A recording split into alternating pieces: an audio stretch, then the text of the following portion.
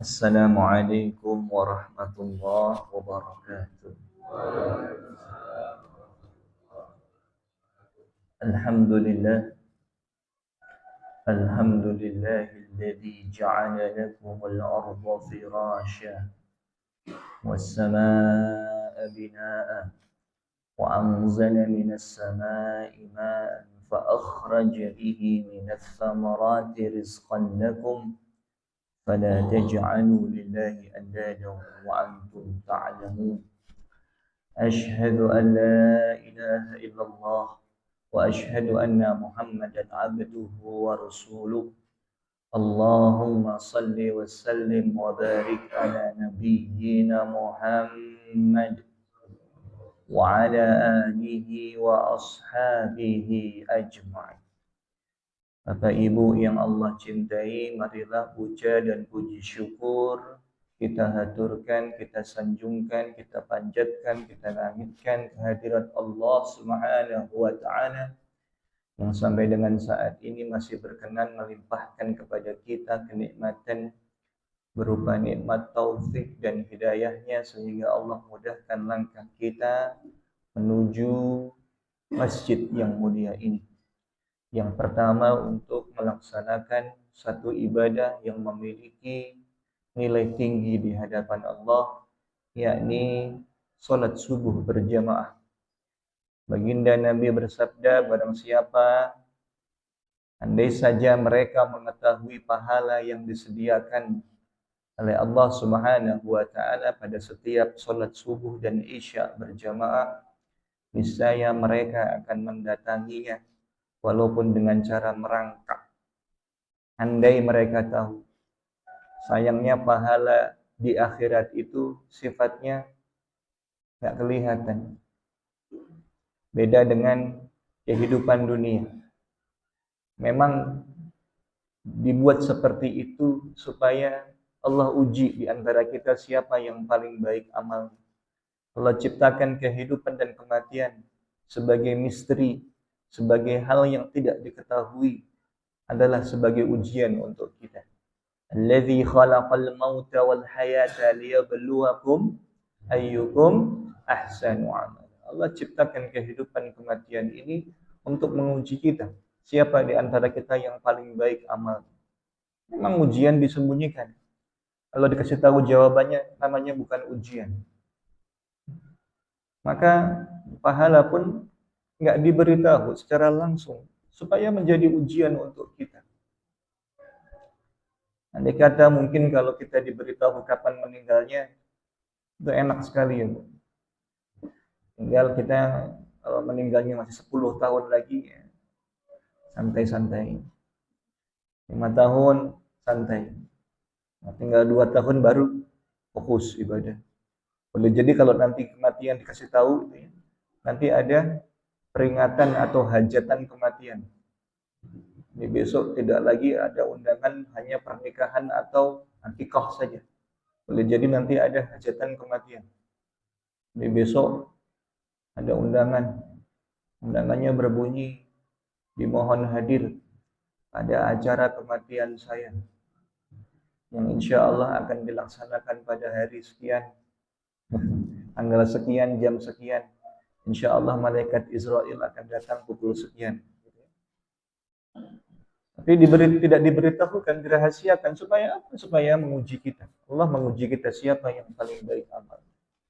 Salawat beriring salam, marilah kita haturkan, kita sanjungkan kepada baginda Nabi Allah Muhammad sallallahu alaihi wasallam. Rasul terakhir pilihan Allah yang diutus oleh Allah untuk seluruh manusia dan sebagai rahmat bagi alam semesta sekaligus sebagai penutup para anbiya.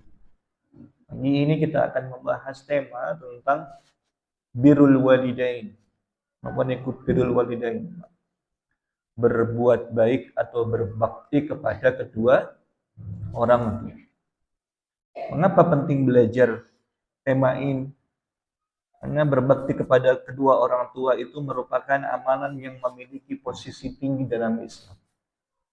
Dan durhaka kepada kedua orang tua itu juga merupakan satu di antara al-kaba'ir, satu di antara dosa-dosa yang besar di sisi Allah. Yang pertama kita akan bahas hadis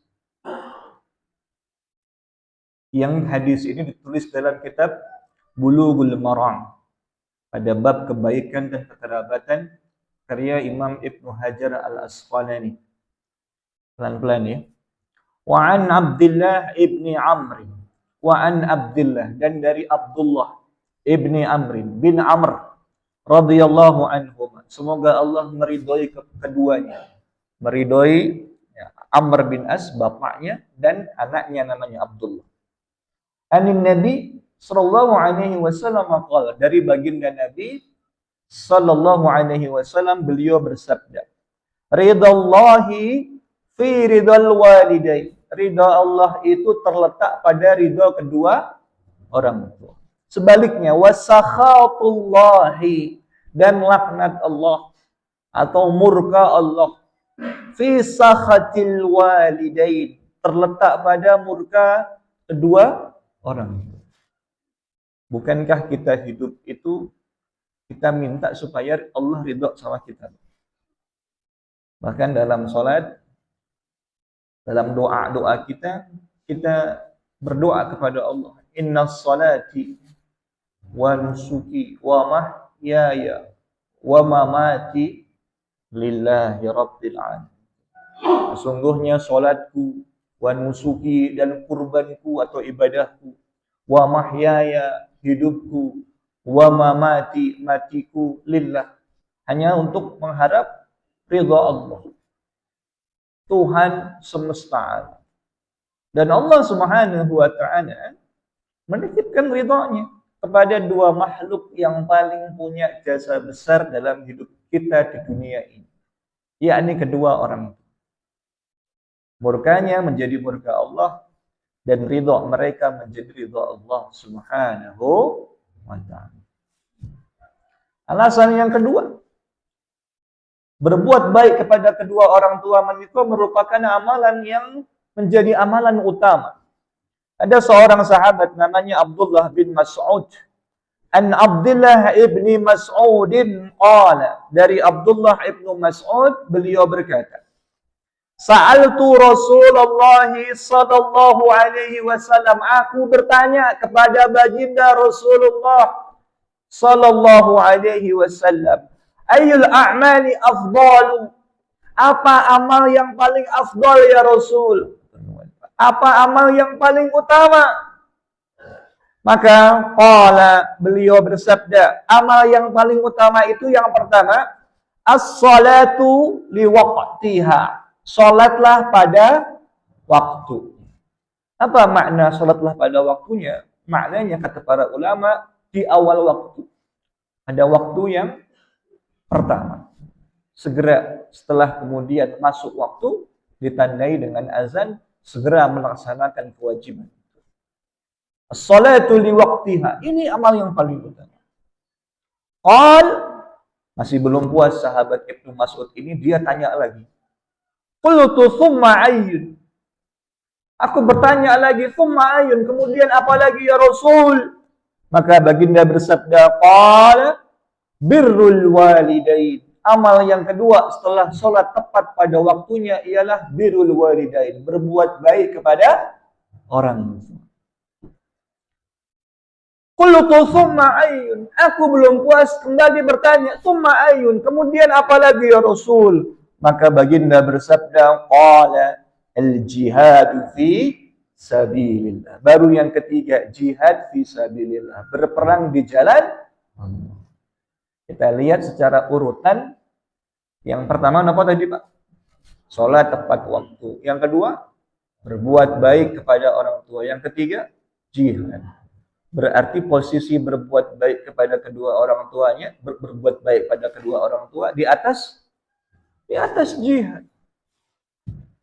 Dan bahkan dalam hadis yang lain, untuk menguatkan pahala berbuat baik kepada kedua orang tua, posisinya di atas pahala jihad, diperkuat dalam hadis riwayat Imam Tirmidzi, nomor hadisnya 1594. An Abdullah ibni Amr, dari Abdullah bin Amr, qala, beliau berkata, jaa rajulun, Ja'a rajulun, datanglah seseorang ila Nabi sallallahu alaihi wasallam, datang seseorang kepada Nabi. Yasta'dzinuhu fil jihad, dalam rangka minta izin untuk ikut jihad. Faqal, maka Nabi bersabda, alakal walidani, apakah kamu memiliki orang tua? Qal, maka pemuda ini menjawab, na'am, iya ya Rasul, saya masih punya orang tua. Qala fafihima fajahid, maka pada keduanya lah kamu hendaknya berjihad. Ini sama Nabi, mau ikut jihad, masih punya orang tua enggak? Masih. Kalau begitu, kamu jihadnya berbuat baik sama orang tua. Ini untuk jihad yang bersifat sunnah. Tapi kalau jihad yang sifatnya wajib, dahulukan jihad. Maksudnya gimana jihad yang sifatnya wajib itu? Misalnya, musuh datang, Pak. Zaman dulu kita dijajah sama siapa? Belanda. Ya. Belanda datang di depan mata, maka jihad jadi lebih utama. Karena kalau musuh datang, maka hadapi. Ini yang kedua. Kemudian, hadis yang ketiga. Kedua orang tua merupakan manusia yang paling layak mendapatkan penghormatan kita dibanding dengan manusia yang lain. Ini sebelum kita memuliakan atasan, sebelum memuliakan presiden, sebelum memuliakan tamu, maka orang yang paling berhak mendapatkan penghormatan dan perbuatan baik kita adalah kedua orang tua. Hadis riwayat Imam Muslim nomor hadis 4621. An Abi Hurairah, dari sahabat Nabi Abu Hurairah, beliau berkata, Ja'a rajulun, datanglah seseorang ila Rasulillah sallallahu alaihi wasallam, kepada Rasul. Faqal, dan dia berkata, orang ini berkata, man ahaqqun nasi bi husni sahabati, siapa manusia yang paling berhak mendapatkan perlakuan baik dariku? Maka Nabi menjawab, ummuka. Sinten Bu? Ummuka, ibumu. Summan, kemudian siapa lagi ya Rasul? Maka Nabi menjawab, summa ummuka. Siapa lagi Pak? Ibumu. Summan ya Rasul. 3 kali bertanya. Kemudian siapa lagi? Maka Nabi menjawab, summa ummuka. Sinten Bu? Ibumu lagi. 3 kali. Masih belum puas, tanya lagi. Summan ya Rasul. Kemudian siapa lagi? Maka Nabi baru menjawab dengan jawaban yang keempat. Summa abuka, baru ayahmu. Ibunya berapa kali? Bapaknya berapa kali? Apa maksudnya? Bukan kemudian kalau begitu kamu punya ibu 3 ya?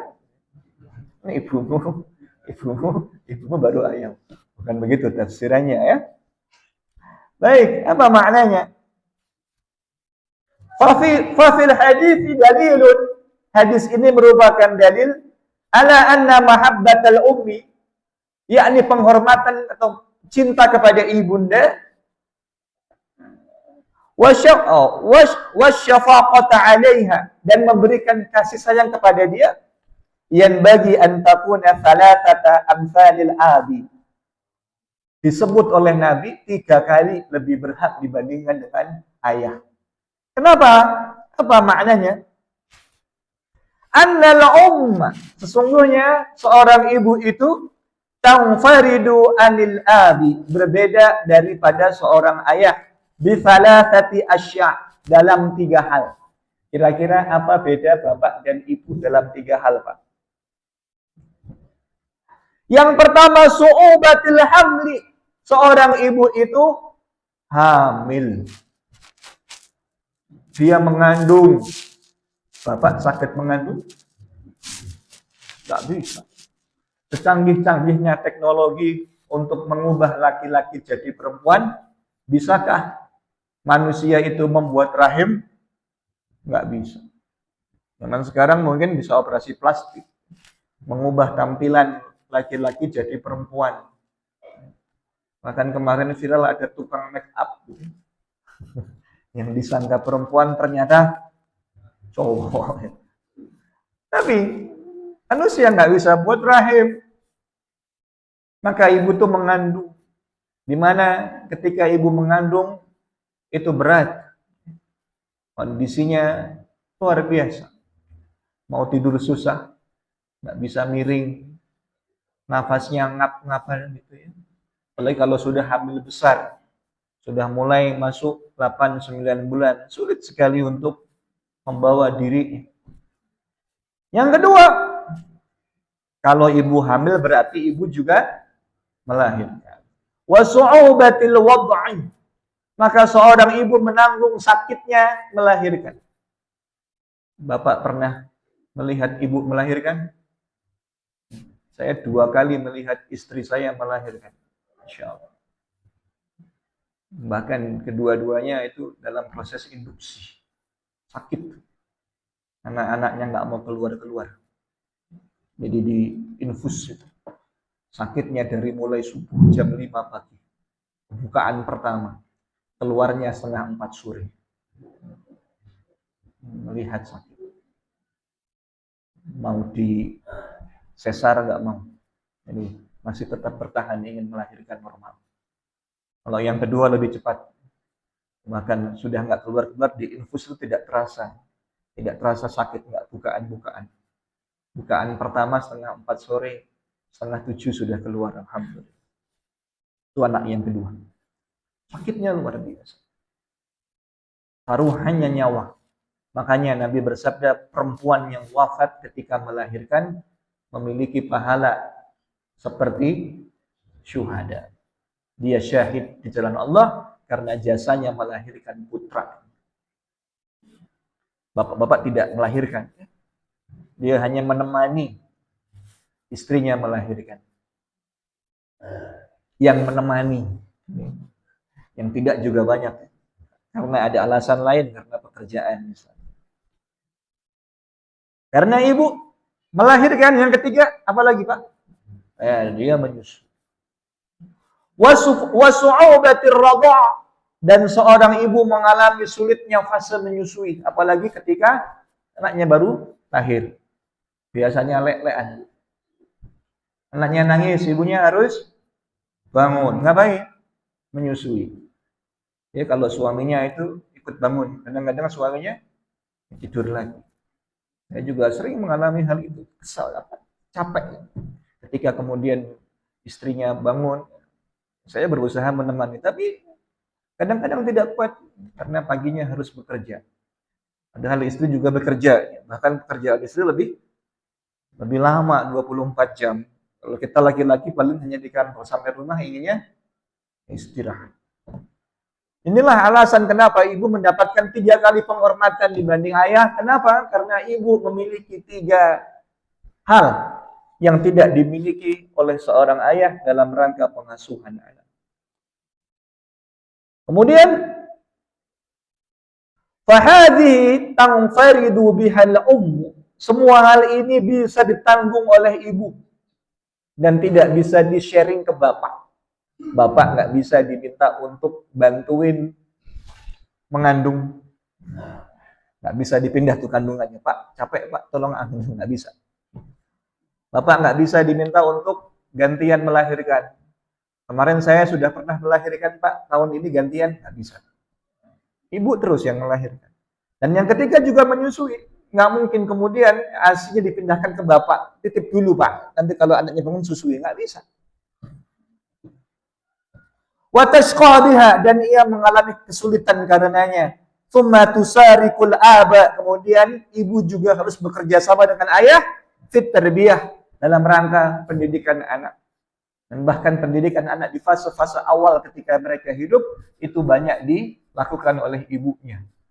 Maka kata Nabi, ya, ibu itu merupakan sekolah pertama bagi anak-anak. Makanya kemudian ibu mendapatkan hak penghormatan 3 kali lebih banyak dibandingkan dengan seorang ayah. Dan berbuat baik kepada ibunda memiliki pahala yang sangat besar di sisi Allah. Ini kita akan bahas Pak. Kisah yang inspiratif. Kisah seseorang yang tidak terkenal di bumi, tapi namanya harum dan dikenal di langit. Orang ini bukan merupakan sahabat Nabi, tapi orang ini sezaman, hidup sezaman dengan Nabi. Seseorang dalam ilmu hadis itu dibilang atau disebut sebagai sahabat ada 3 syaratnya. Yang pertama, dia harus hidup sezaman dengan Nabi. Yang kedua, dia harus berjumpa dengan Nabi. Dan yang ketiga, dia masuk Islam.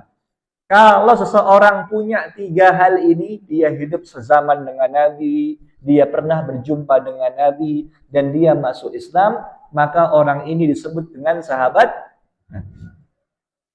Abu Lahab, Abu Jahal, sahabat Nabi bukan? Kenapa? Karena nggak masuk Islam. Dia punya 2 syarat, hidup sezaman dengan Nabi, Abu Jahal ya. Pernah ketemu Nabi? Pernah, tapi tidak masuk Islam. Yang kita bahas hari ini namanya Uwais Al-Qarni. Namanya. Uwais Al-Qarni hidup sezaman dengan Nabi. Dia masuk Islam. Tapi bukan sahabat. Kenapa? Karena tidak sempat ketemu Nabi. Bukan nggak mau ketemu Nabi, pengen ketemu Nabi. Pengen berjuang bersama Nabi, tapi nggak bisa. Kenapa? Karena punya tanggungan seorang ibu yang harus dia rawat. Karena dahsyatnya amalan Uwais inilah Nabi itu pesan sama sahabat-sahabatnya. Gimana kisahnya? Yuk kita bahas ya. Dalam hadis riwayat Imam Muslim, nomor hadis 4613. An Usair ibni Jabir, dari Usair bin Jabir, beliau berkata, kana Umar ibn al-Khattab, adalah Umar bin Khattab. Umar bin Khattab itu sahabat Nabi, khalifah keberapa, Bu? Kedua. Yang pertama siapa? Abu Bakar. Adalah Umar bin Khattab, idza ata alaihi amdadu ahli Yaman, apabila datang rombongan dari penduduk Yaman yang datang ke Madinah. Sa'alahum, maka Umar bin Khattab bertanya kepada penduduk Yaman itu, afikum Uwais ibnu Amir, adakah di antara kalian seseorang namanya Uwais bin Amir, kata Umar. Jadi Umar itu setiap ada rombongan dari penduduk Yaman datang ke ibu kota, ke Madinah, Umar selalu bertanya, ada nggak di antara rombongan Yaman itu seorang laki-laki namanya Uwais bin Amir. Hatta sampai ada Uwais. Satu hari Umar berjumpa dengan yang namanya Uwais ini. Faqal, maka Umar berkata, anta Uwais ibnu Amir, apakah kamu yang bernama Uwais bin Amir? Qala na'am. Orang ini menjawab, iya, saya Uwais bin Amir, Pak Presiden. Dulu Umar kan presidennya, julukannya Amirul Mukminin, pemimpinnya orang-orang mukmin. Qala min Murad, apakah kamu dari Murad? Thumma min Qarn, dan kemudian kamu dari Qarn. Nama daerahnya Qarn, makanya disebut dengan Uwais Al-Qarni. Uwais dari wilayah Qarn. Makanya itu sekarang banyak dipakai oleh para ustadz di Indonesia. Nama belakangnya itu menunjukkan asal daerahnya. Contoh, ada pengarang Al-Hikam, namanya Ibnu Athaillah As-Sakandari. Dari mana As-Sakandari itu? Dari Iskandariyah di Mesir. Di Indonesia ada ustadz namanya Ustadz Subki Al-Buguri. Dari mana Al-Buguri, Pak? Dari Bogor. Buguri. Di Mekah ada ulama terkenal ya, Syekh Nawawi Al-Bantani. Dari mana Al-Bantani? Dari Banten. Di Jogja ada gitaris Sheila on Seven yang berhijrah. Dulu namanya Sakti ya. Sekarang berganti nama setelah menjadi aktivis dakwah menjadi Ustadz Salman. Belakangnya apa? Al-Jogjawi. Dari mana? Dari Jogja. Yang lucu kalau dari Sangonan. As-Sangoni gitu ya. Bercanda. Baik. Apa ibu yang dicintai oleh Allah? Maka Uwais menjawab, qala na'am, iya. Saya dari Qarn. Dari Murad. Maka setelah diverifikasi ya, ditanya, namanya siapa? Uwais. Dari mana? Dari Murad, dari Qarn ya. Kemudian ditanya lagi, qal fakana bika barasun. Apakah dulu kamu pernah kena penyakit kusta, penyakit kulit? Fabara'ta minhu, kemudian kamu sembuh darinya. Illa mawdi'a dirham, kecuali memiliki bekas sebesar koin dirham. Ditanya sama Umar, dulu kamu pernah penyakit kusta? Pernah, wahai presiden. Dan kamu sembuh, hanya menyisakan sisa penyakit, bekas penyakit kusta sebesar koin dirham. Dirham itu koin perak, Pak, dalam Islam. Kalau dinar itu koin emas. Maka Uwais menjawab, qala na'am. Iya, presiden, saya pernah kena penyakit kusta dan sembuh, dan ada bekasnya sebesar koin dirham. Ditanya lagi, qal laka walidatun, apakah kamu punya seorang ibu? Dijawab sama Uwais, na'am, iya, saya punya seorang ibu. Setelah semua pertanyaan ini di screening, ya, ditanyakan, oh namanya Uwais, oh dia dulu pernah kena penyakit kusta, sembuh, ya, hanya sisa sebesar koin dirham dan punya ibu. Berarti ini orang. Setelah semuanya dijawab dengan benar, maka Umar berkata, sami'tu Rasulullah sallallahu alaihi wasallam, aku wahai Uwais dulu pernah mendengar Kanjeng Rasul menika pangandikan, ya'ti alaikum Uwais ibnu Amir, besok akan datang kepada kalian seseorang namanya Uwais bin Amir, ma'a amdadi ahli Yaman, bersama para rombongan dari penduduk Yaman, min Murad, dari Murad, summa min Qarn, kemudian dari daerah Qarn. Kana bihi barasun, si Uwais ini dulunya pernah kena penyakit kusta, fabara minhu illa mawdi'a dirham, kemudian sembuh darinya kecuali menyisakan sisa penyakit sebesar koin dirham. Lahu walidatun, dan dia memiliki seorang ibu, huwa biha barrun, di mana ibunya sangat dia sayangi, dia sangat berbakti kepada ibundanya, dia berbuat baik kepada ibundanya. Lau aqsama 'ala Allahi, andai kata dia bersumpah atas nama Allah, la abarrahu, sumpahnya niscaya akan terlaksana. Fa in istata'ta ay yastaghfira lak, andai kata kalian mampu ketemu dengan dia, maka mintalah doa Uwais agar Allah mengampunimu. Allahu akbar. Ini Nabi pesan kepada sahabat-sahabat Nabi yang senior, yang ada di sampingnya, yang mengawal Nabi, yang berperang bersama Nabi. Di antara sahabat-sahabatnya ada sahabat-sahabat Nabi yang dijamin masuk surga.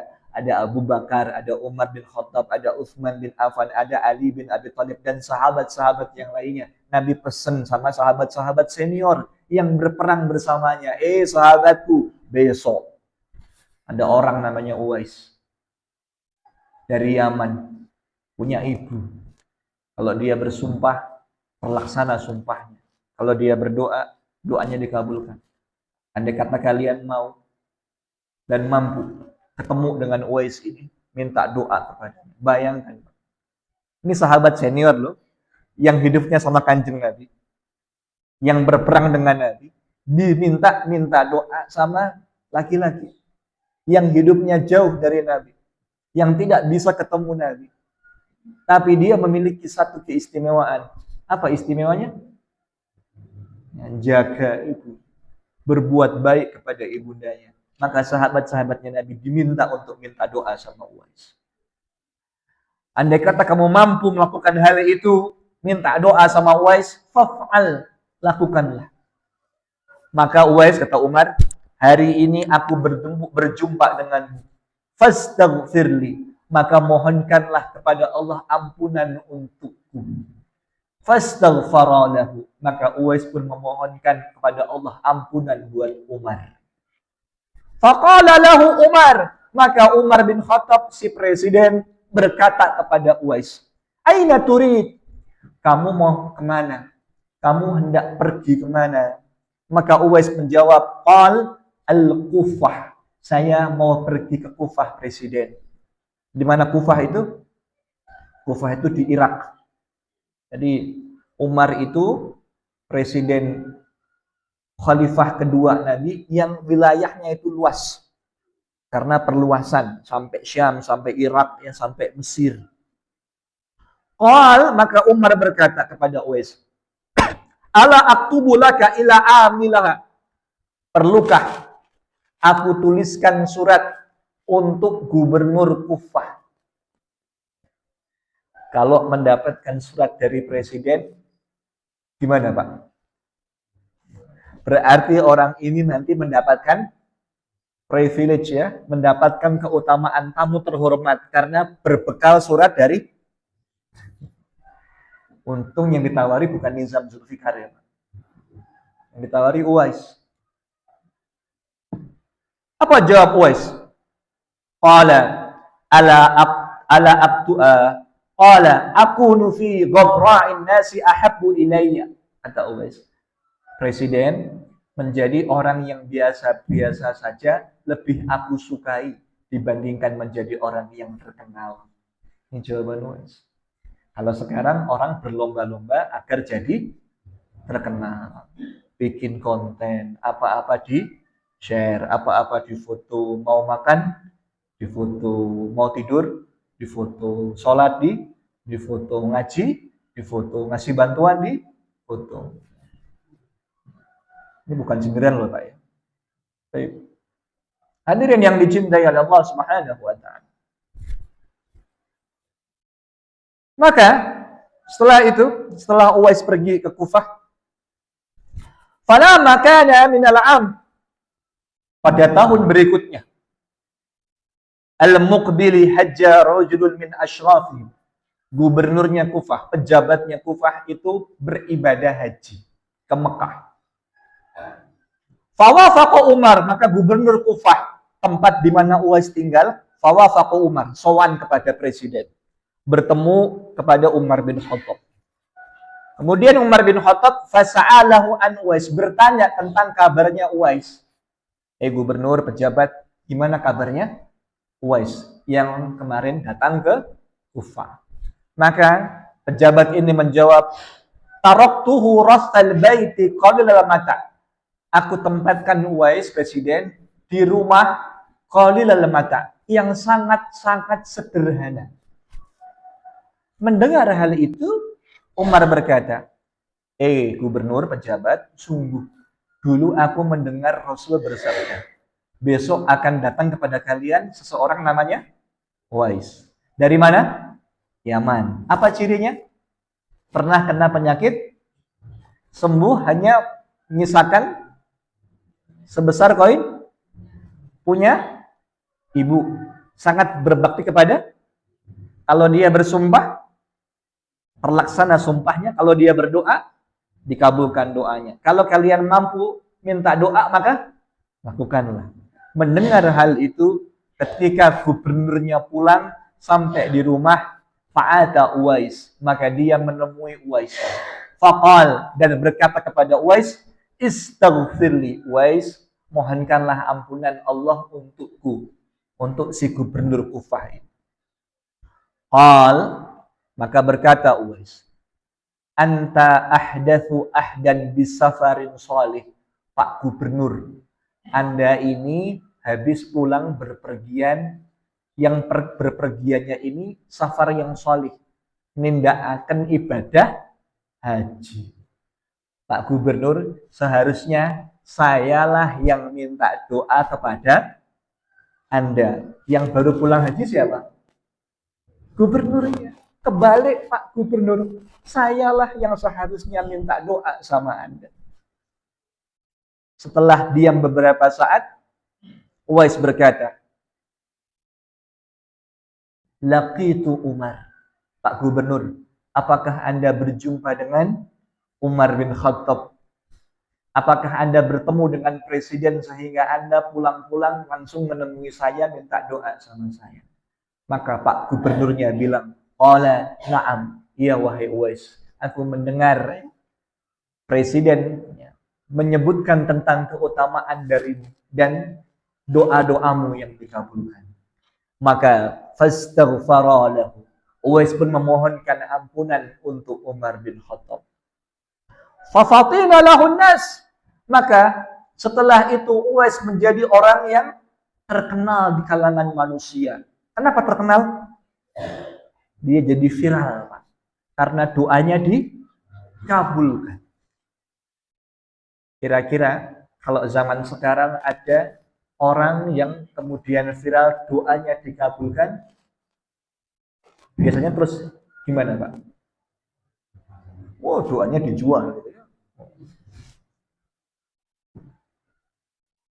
Hanya ada yang menjual kiswah Ka'bah. Ini kalau yang bisa nyium kiswah Ka'bah yang saya bawa ini, insya Allah diampuni dosanya. Kayak kotak infak gitu ya. Uangnya banyak gitu ya. Dijual itu. Tapi apakah Uwais demikian? Apa kemudian respon Uwais ketika dia menjadi orang yang terkenal? Fantalaqa ala wajhi. Maka dia pergi menyembunyikan wajahnya. Dia nggak mau dikenal oleh banyak orang. Dia tidak mau menjadi viral. Dia tidak mau orang-orang mendatanginya untuk minta doa kepadanya. Inilah ya ketawaduan seorang Uwais al-Qarni. Seseorang yang tidak pernah, yang tidak terkenal di bumi. Bahkan bukan merupakan sahabat Nabi, tetapi para sahabat justru minta doa sama dia. Apa kesimpulannya, Pak? Ya, kadang surga itu tidak jauh-jauh sampai Mekah. Untuk mendapatkan surga itu, kadang kita berpikir harus mahal. Tapi sesungguhnya surga itu ada di rumah-rumah kita. Ada pada ayah dan ibu kita. Tapi kadang kita tidak sadar. Justru amal yang utama, amal yang dahsyat itu datang daripada ketika kita merawat atau berbuat baik kepada kedua orang tua. Maka bagi hadirin yang masih punya orang tua, berbuat baiklah. Karena uang bisa dicari. Jabatan bisa dicari. Tapi berbuat baik kepada kedua orang tua, kesempatannya tidak datang dua kali. Apalagi merawat orang tua yang sudah sepuh, memiliki pahala yang sangat besar di sisi Allah Subhanahu wa ta'ala. Dan hadirin yang dicintai oleh Allah Subhanahu wa ta'ala. Selanjutnya,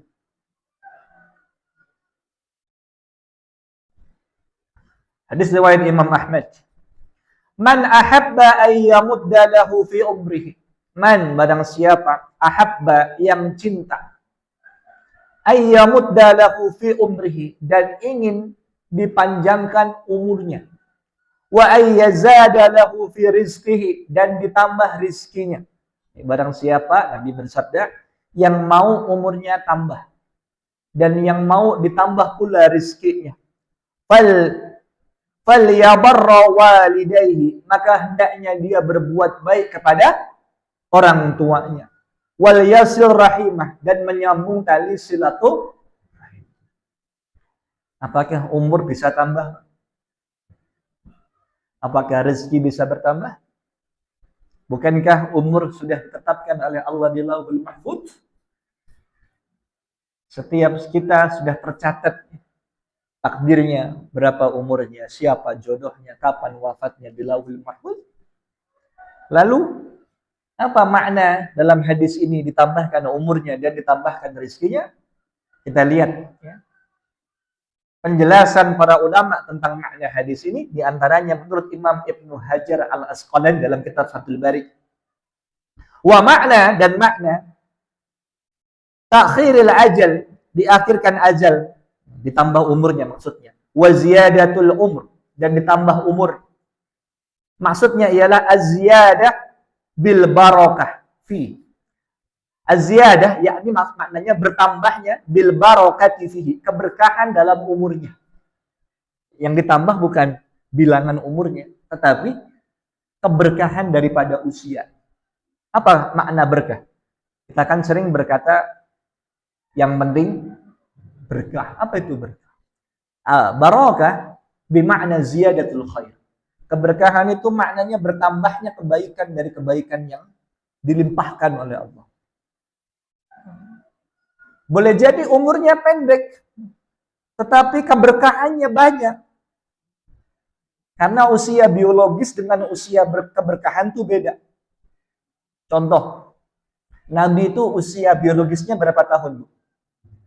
63. Tapi usia kemanfaatannya, keberkahannya sampai hari ini. Manfaat dari kehidupan beliau kita rasakan sampai hari ini. Bahkan nama beliau disebut dalam azan berapa kali? 5 kali. Sehari, semalam kita 5 kali dengar azan. Masya Allah. Jenderal Sudirman berapa umurnya? Kader Hizbul Wathan Muhammadiyah. Berapa umurnya? Nggak sampai 40 tahun karena sakit paru-parunya itu. Tapi berapakah umur jasanya? Umur pahalanya? Sampai hari ini masih mengalir pahalanya karena jasa-jasanya dalam rangka memerdekakan Republik Indonesia. Maka usia boleh pendek, Pak. Tapi usia kontribusi, usia pahala itu tidak pernah lekang. Dimakan waktu. Bahkan ketika anak Adam mati, maka terputuslah amalnya kecuali 3 hal. Yang pertama apa? Sedekah jariyah. Yang kedua, ilmu yang bermanfaat. Dan yang ketiga, anak soleh yang mendoakan orang tua. Masya Allah. Wa taufiqu lit-ta'ah, dan taufik untuk senantiasa taat. Not only ikut taufik. Apa bedanya dengan hidayah? Penceramah tuh kalau bicara sebelum ditutup, wabillahi taufik wal hidayah. Dan milik Allah lah taufik dan hidayah. Apa beda taufik dan hidayah? Hidayah itu maknanya pun petunjuk. Kalau taufik maknanya kekuatan untuk menjalankan petunjuk dari Allah. Hanya orang yang tahu hidayah, tahu petunjuk, tapi nggak punya kekuatan untuk bisa menjalankan petunjuk yang diperoleh. Tahu haji itu wajib, gitu ya, misalnya. Tapi walaupun uangnya banyak, tidak mau pergi haji. Uangnya banyak, rezekinya banyak, tapi tidak tergerak untuk beribadah. Nah, kalau kita menyambung tali silaturahim dan berbuat baik kepada kedua orang tua, maka Allah akan memberinya taufik pada rizkinya. Uangnya boleh jadi pas-pasan, tapi karena berkah, maka rizkinya menjadi barokah. Cukup buat beli rumah, cukup buat sekolahin anak, cukup buat sedekah, cukup buat zakat, cukup buat pergi haji. Pernah nggak Bu ngerasa sepertinya kalau dihitung-hitung gaji kita itu nggak cukup buat nyekolahin anak? Kalau dihitung-hitung, tapi kok ternyata sampai hari ini semuanya dicukupi oleh Allah. Itu namanya berkah. Sebaliknya, uang yang tidak berkah kelihatannya banyak. Mobilnya Rubicon, rumahnya magrong-magrong, tetapi tidak tenang. Tak ke polisi gitu ya, masuk penjara, narkoba anaknya, istrinya kabur. Ini ciri dari ketidakberkahan rezeki yang dia dapatkan. Maka kalau mau 2 hal ini, kata Nabi resepnya, berbuat baik pada orang tua, dan yang kedua, menyambung tali silaturahim.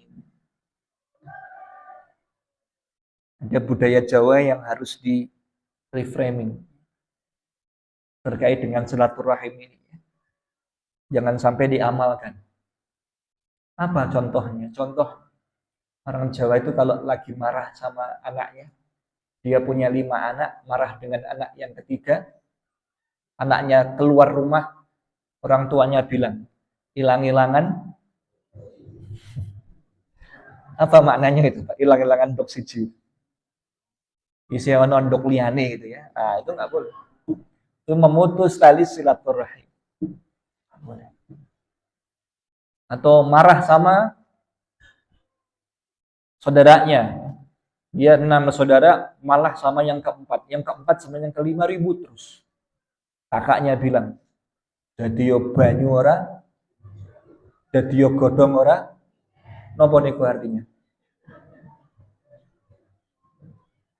Lolo, gue. Mulai sekarang urus-urusan lu gitu ya sendiri. Nah, dadi yo banyu ora nyawuk, dadi yo godhong ora. Memutus tadi silaturahim. Dosa. Ini pahala yang besar di sisi Allah dosanya.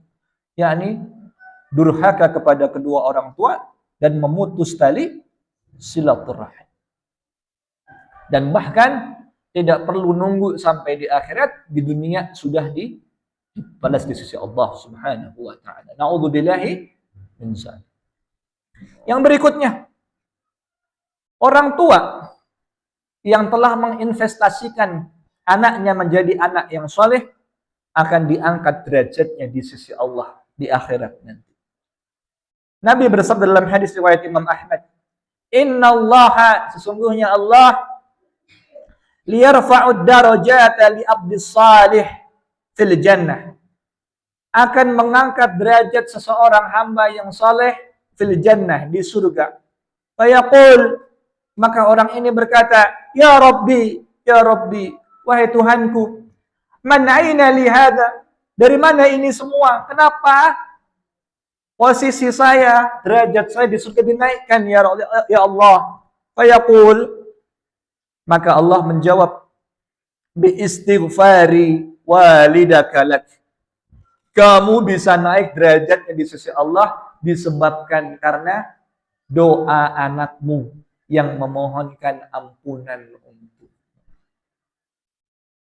Jadi anak yang doa Allahumma ufirli wali daya warhamhuma kama rabbayani shaghira, itu akan menjadi investasi amal bagi kedua orang tuanya di surga. Maka ajarkan anak-anak kita menjadi anak yang saleh. Jangan dikasih Mobile Legend terus-terusan. Main game terus sehingga lupa mendoakan kedua orang tua. Karena anak itu cerminan orang tuanya. Jadi anak itu seperti kertas kosong. Jadi baik, jadi buruk tergantung pada orang tua. Kata Nabi, setiap anak Adam itu lahir dalam keadaan fitrah. Bapaknya lah, orang tuanya lah yang menjadikan anaknya Yahudi, Nasrani, atau Majusi. Tergantung pada pendidikan orang tua kepada anaknya. Maka berupayalah untuk bisa mensalihkan anak. Sudah berupaya saja kadang-kadang masih gagal. Contoh, banyak contoh. Nabi Nuh. Nabi Nuh itu nabi, tapi anaknya termasuk yang diazab oleh Allah, ditenggelamkan oleh Allah karena tidak mau taat sama ayahnya. Contoh yang lain siapa? Anaknya Luqman. Dalam Al-Quran ada surat apa? Surah Luqman. Kenapa? Anaknya nakal. Maka ayahnya menasihati anaknya dengan nasihat-nasihat yang baik.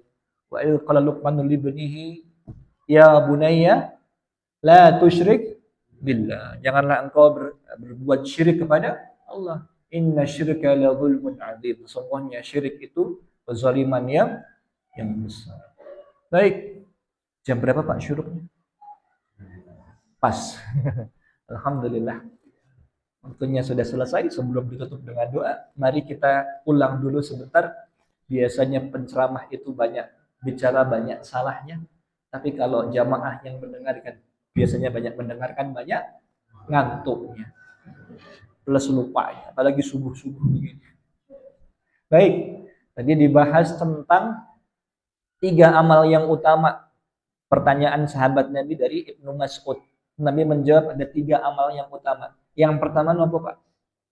Sholat tepat waktu. Yang kedua, berbuat baik pada orang tua. Yang ketiga, jihad fi sabilillah. Tinggal ngantuk. Terus tadi juga dibahas tentang seseorang yang tidak terkenal di bumi tapi terkenal di langit. Siapa namanya Pak? Uwais Al-Qarni. Apa sebabnya? Karena dia berbuat baik, berbakti kepada orang tuanya.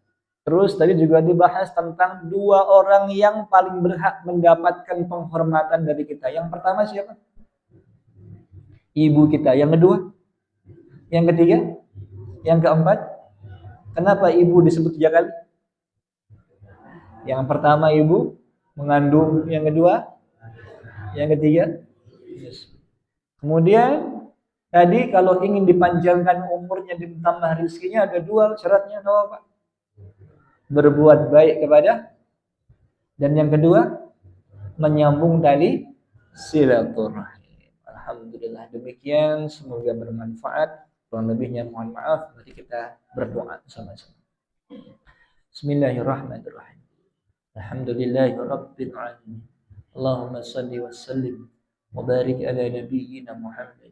Allahumma a'inna ala dzikrika wa syukrika wa husni ibadatik. Allahumma ighfir lana wa liwalidina warhamhuma kama rabbawna shighara. Allahumma arina al-haqqa haqqan warzuqna ittiba'ah wa arina al-batila batilan warzuqna ijtinabah. ربنا هب لنا من أزواجنا وذرياتنا قرة أعين واجعلنا للمتقين إماما. ربنا اغفر لنا ولإخواننا الذين سبقونا بالإيمان ولا تجعل في قلوبنا غلا للذين آمنوا ربنا إنك رؤوف رحيم. اللهم انصر المجاهدين في كل مكان وفي كل زمان. ربنا آتنا في الدنيا حسنة وفي الآخرة حسنة وقنا عذاب النار وأدخلنا الجنة مع الأبرار يا عزيز يا غفار يا رب العالمين. سبحان ربك رب العزة عما يصفون وسلام على المرسلين والحمد لله رب العالمين. وبالله التوفيق والهداية والسلام عليكم ورحمة الله وبركاته.